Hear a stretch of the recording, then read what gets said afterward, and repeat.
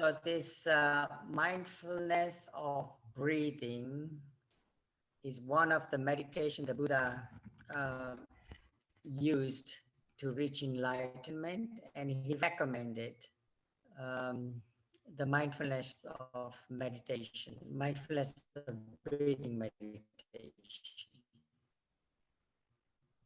There are 40 different types of meditation the Buddha teaches, but it depends on the human characters. There are 6 types of human characters that the Buddha has recognized, and he classifies them in certain order, that some have a lot of delusion, some have a lot of hatred, or some are intelligent type, or some are greedy type, a lot of craving. So he classified these as 6 different types of human characters.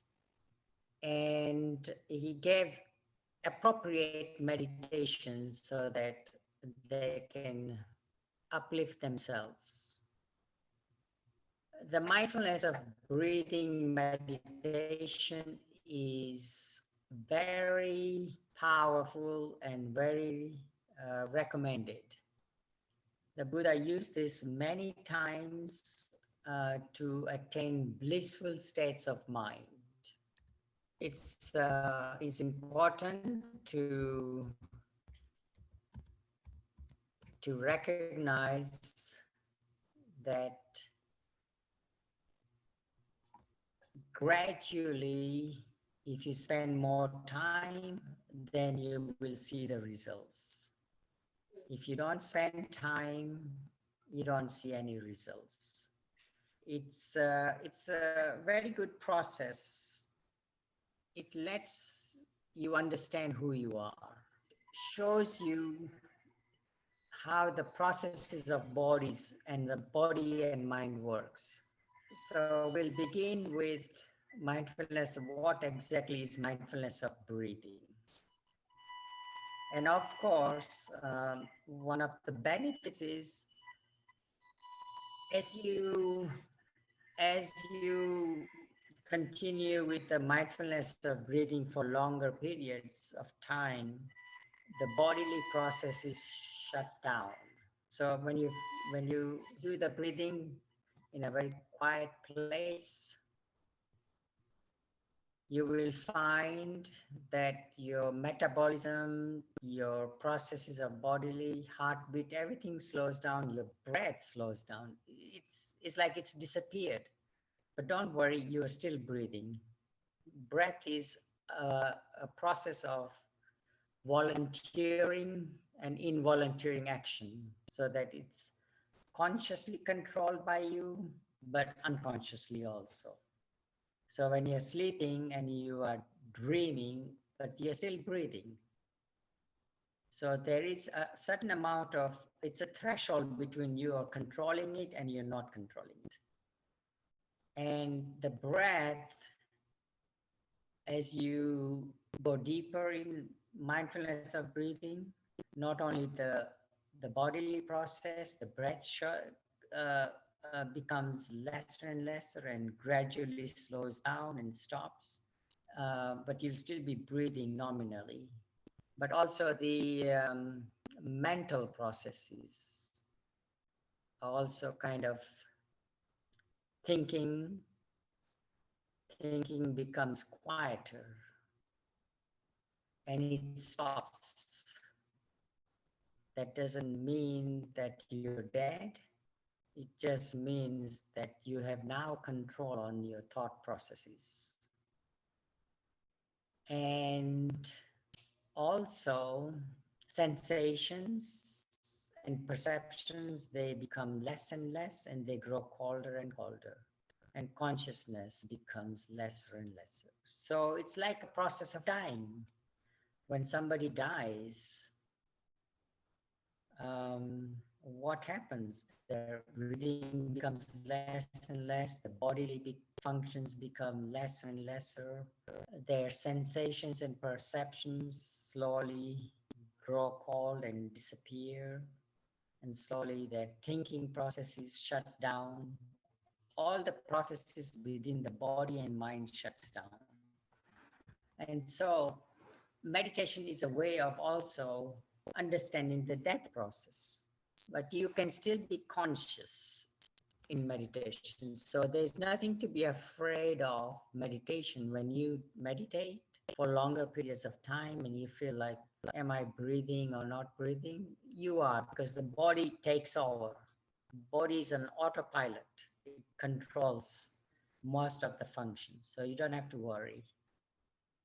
And you feel more calmer because you're thinking, your inner, the inner commentaries that keep on talking and talking, it gradually dissipates.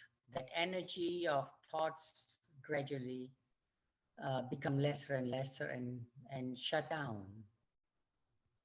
For those who are not familiar with the meditation of mindfulness of breathing meditation, it's very powerful and very enjoyable, very calming. We observe the breath as it comes in and out between the point up here, where there's an airflow. Just like when I blow on my hand, I can feel a flow of air.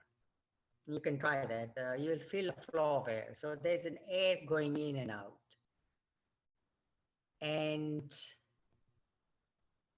we try to focus our mind, bring all the energies of the mind to just this flow of in-breath, just up to here. You don't have to follow the breath inside you. And you don't have to control the breath. Let it be natural. And what happens is that as you follow the breath, the mind might be distracted. It might wander around. Oh, let me see what I've got to do tomorrow. Oh, I got to do this. I have to go out. Or what's coming on TV. All these things come up.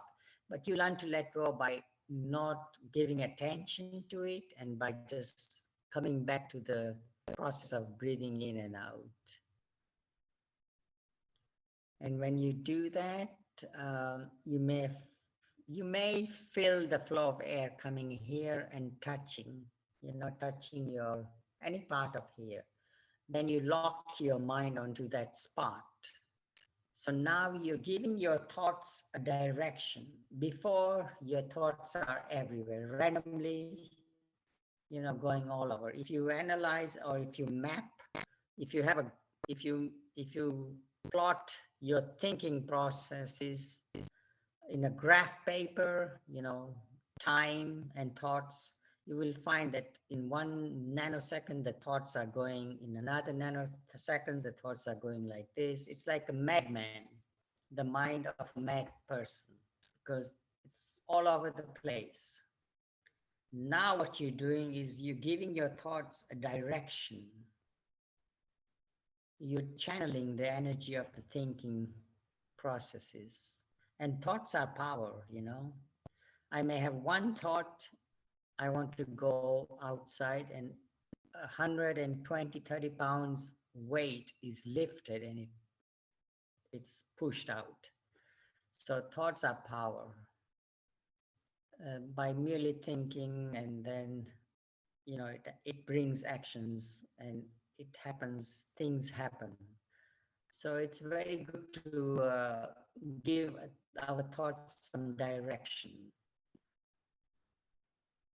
And you will find that as you lock your mind here on the breath and things arise, you keep focusing attention continuously on that spot.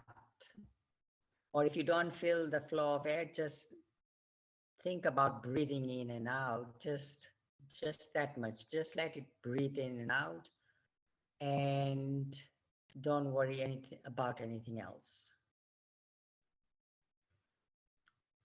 your mind will become more sensitive, and you will feel the flow of air touching at certain points, and that's good. If you don't feel, doesn't matter. It will become more and more as you practice more. And you will find that the mind becomes more calmer and controlled. And we're controlling the mind in this way. We're controlling the energies of the mind rather than having them all over the world. The mind can travel so far, it can think about Mexico, Bahamas, Australia, and it can take you there right away. And it's good to kind of relax all your postures. So it's an inward journey, you know, it's a journey inside us. And so that's why we use the breath. It's an object. When you want to, if you want to go underwater, you need a submarine, correct? If you want to go to the moon, you need a spaceship, correct? If you want to go inside the mind, you need an object, and that is the breath. The beautiful breath will take us inside ourselves and make us understand, who am I?